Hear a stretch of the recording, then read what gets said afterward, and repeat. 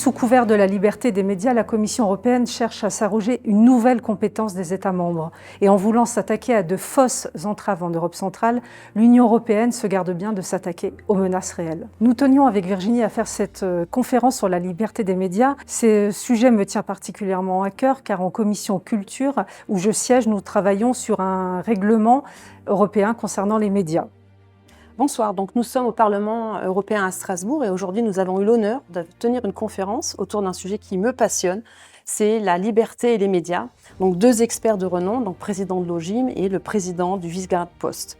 Donc je suis intervenue sur le sujet du DSA, Digital Services Act, qui est une nouvelle réglementation imposée par la Commission. Nous étions abstenus, pourquoi? Parce qu'effectivement on considérait que le règlement n'était pas si mauvais que ça, notamment la lutte contre les discours haineux, la lutte contre les produits illicites. Effectivement, on ne peut que adhérer à cette volonté de contrer ces propos et ces produits. En revanche, elle va trop loin quand elle met en place des codes de désinformation. Elle commence à impliquer une certaine censure autour des plateformes du numérique.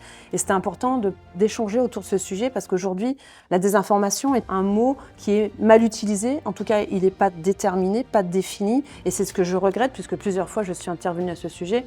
Moi, la désinformation, je l'ai appris il y a très longtemps autour de cours sur la désinformation. C'était en 98 et j'avais lu à l'époque un livre que j'avais adoré, c'était Les nouveaux chiens de garde de Serge Halimi. Donc, l'occasion aujourd'hui d'en reparler parce que les mêmes principes n'ont pas changé. On nous fait croire que c'est la désinformation, on nous met en place des fact-checkers, on nous met en place aujourd'hui des signaleurs de contrôle.